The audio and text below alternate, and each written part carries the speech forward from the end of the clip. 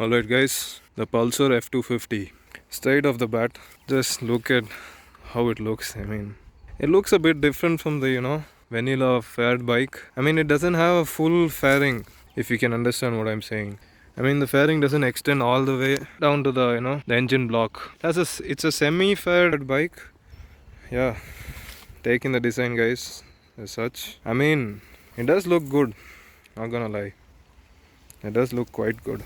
Thing is, this bike looks different from the other Pulsars like the N and the NS line. It looks different from the NS 160, looks different from the N250. It does look quite different. Even the headlight, it just looks quite different. Yeah, the tail section looks, I think it is the same as the N250, but the head end section just looks amazing. I really like it. It's like really simple, really clean. And as always, looks can be subjective. But I think this is a really understated design and it's gonna be loved. It's not gonna be loved because this bike's out of production, and we'll come on to why it's out of production later on. Grab a small snack, people, because this bike has a bit of a story. This bike, along with the quite well known Pulsar N250, were launched together in late 2021. Both of the bikes are the same underneath, down to the engine and the frame. The only differences being that the F250 had slightly smaller tire sections in the front and the back, and its lack of riding modes which the N250 got at launch. Eventually, even the F250 would get them 1.5 years later after its launch, but it was too little, too late. The reason Bajaj launched the F250 alongside the N250 was because they hoped that the launch of the F250, the sales of the cult status Pulsar 220F would decrease and the customers would rather opt for a more modern and premium F250. Obviously, the N250 has found a respectable size of customers for itself, and that's why we still see it every day on roads even today and is still in production. But the F250, well, it didn't get anywhere near the love that the N250 got, and that's why you've hardly ever heard about it or seen it, and that's why Bajaj had to discontinue it. The reason for the lack of people buying the F250 isn't clear to me even after riding the bike, but I read an article from Bikequale, which I'll link in the description, which gave me some insight, and I'll quote from the article. Initially, Indian consumers used to have some liking towards faired and semi-faired motorcycles like the 220F and the OG Charisma. But over the last 3 years, there has been a change in behavior and consumers are preferring a cleaner and naked designs more. We spoke with a few Bajaj dealers who also confirmed this. I think this article does clear that doubt. That's this bike story, and now back to the review. But then I think many people who like this bike, it's not a really polarizing design. I think it's actually the opposite, and that's why design of this bike I think will be liked by a lot of people. We covered the head end section. Yeah, it's an all LED setup here in the front at least. LED indicators, projector lamp, and DRLs too. There are vents here. Actually, they're covered vents, so they're not functional. I'm talking about the exhaust. It's a dual port exhaust again, and it sounds good. Sounds quite good. You can listen to it later on. The tail section, classic Pulsar tail section. It's the same dual line design, if you can call it that, but it's it's a bit curved here. The line isn't horizontal anymore. It has a 45-degree angle, let's say. Yeah, it does look good. Looks different enough to be different from the classic Pulsars. The sari guard there. These are the looks. Let me know what you guys think about its looks. Does it look a bit too simple, or does it look just right?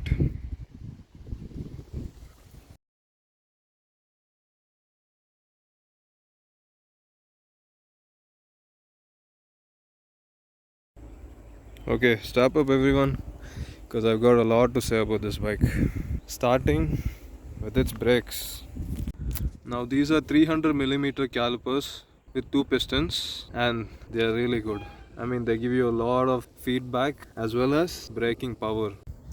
Now the rear brake has no branding on it, but I'm gonna assume it's Grimeca because the front unit is also a Grimeca. It's a 230mm caliper with a single piston, and just like the front brake, it has good feedback, gives good enough braking power.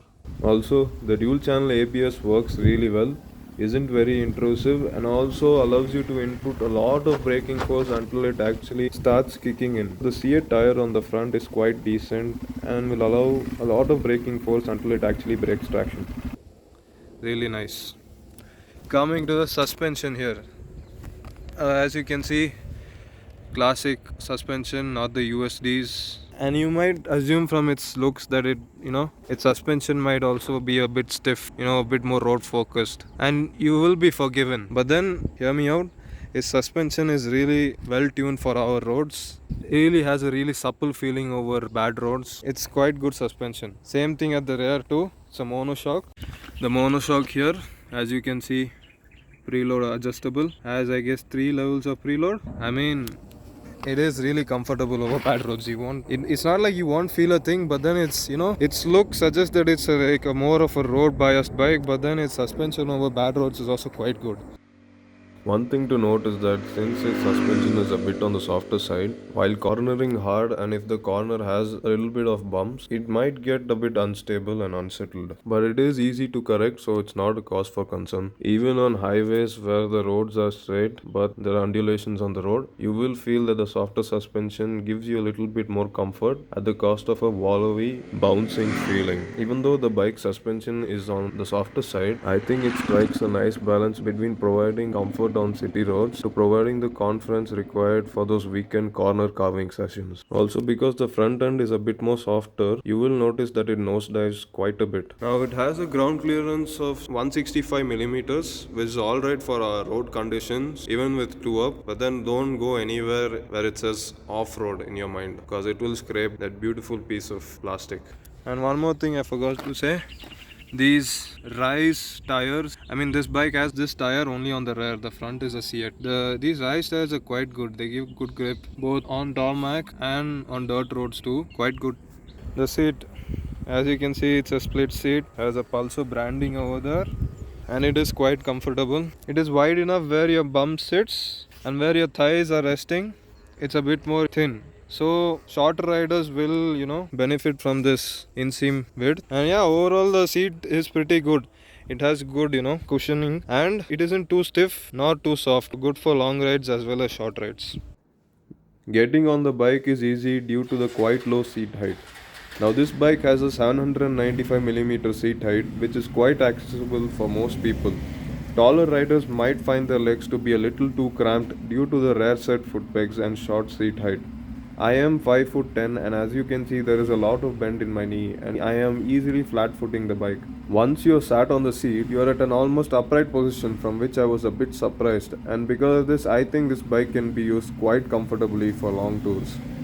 Now the display is a semi-digital unit and I really like it because the speedo and the distance to empty, the trip meters are all digital and the tachometer is analog. I love analog tachometers. I'm a sucker for them. I don't know why, but I really do. I like the needle touching the red line and bouncing off. Really nice. Now the digital section of the display contains 2 trip meters, a distance to empty indicator and a service light. And I almost forgot the gear indicator too and the fuel meter. Talking about the other information it can throw at you, it can tell you when the oil is low, if there's a problem with the engine, therefore a check engine light, and it's obviously a fuel injected engine, that's why. And then if you can see there, just a minute, there's a high engine temperature light. It doesn't have an actual temperature a gauge, but then that's sufficient enough, right? Then there's a side stand indicator, an ABS warning light, an RPM light, and a neutral indicator.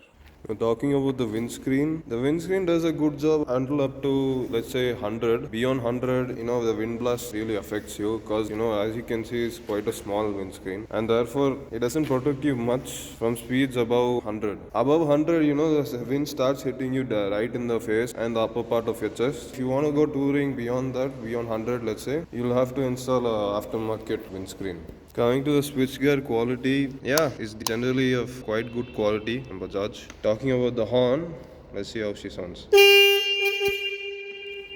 Good. Yeah. Coming to the overall build quality and fit and finish, Bajaj has done a very decent job. The panels, panel gaps, and the switch gear in general feels really solidly built. No cause for complaint here. Talking about wires and wire management, you can barely see any wires there in the gap, and that's also pretty good. My only gripe with the fit and finish with this bike will be the couple of exposed bolts here on the frame. Bajaj could have done a bit to conceal them, but on a sub 2 like machine, it's not much to complain about. And next we'll go on to how the engine responds, its characteristics. This engine is not to be confused with the engine used on the Dominar 250, which uses a derivative of the LC4C engine from the Duke 250, which is a liquid cooled one. The 249cc engine on this bike is an oil cooled one, which has fins on it. Talking about how it is actually on the road, well, this engine has a bore length of 72 millimeters and a stroke length of 61.1 millimeters, so it is an overscore engine. Therefore, it is quite happy in its mid and high rev ranges. The gearbox mated to this is a 5-speed manual, which on paper doesn't sound good for a 250cc bike. But the thing is, I think Bajaj has nailed the gear ratios on this bike. Even though it has 5 gears compared to the standard 6 speed in this segment, the gear ratios work quite well in its favor. Its turning radius, on the other hand, leaves something to be desired, cause it isn't great. Sure, it is a fat bike, but it is still not an excuse for a bike of its size. That could have been corrected, I think. The only place where the 5-speed gearbox does fall a little short is in low-speed city situations, where you'll have to switch between the first 3 gears for that constant torque you require in those situations. In the city, this engine really performs its best between 4500 and 8000 rpm. Anywhere in this rev band you twist the throttle, this engine will pull cleanly and without hesitation. So a pretty solid engine for the city. Out on the highway too, this engine doesn't lose any ground. It has enough oomph to overtake at triple digit speeds, and if you sit right below the 100 kmph mark, it will remain relatively smooth, so that's not an issue either. Also, another thing with this gearbox is that you won't touch 7000 rpm in the 5th gear until about 108 on the speedo, which is really good for cruising and mileage. On the mileage front, I was getting low 30s and high 20s, which is alright for an engine of this size, and this will of course change with the way the rider twists the throttle.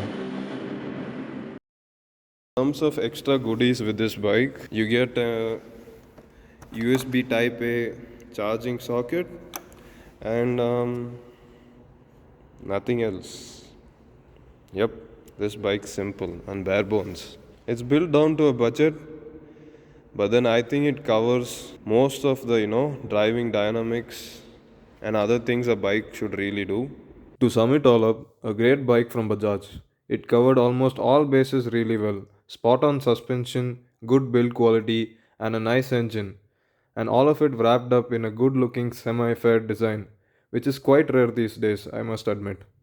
One of the reasons I feel this bike didn't sell well was because of Bajaj's faults. Firstly, they omitted features from this bike which were standard on the N250, and secondly, I feel this bike wasn't marketed well enough. Sad that we might never see it again, but who knows, they just might revive it back. So, yeah, guys, that's my review on the F250.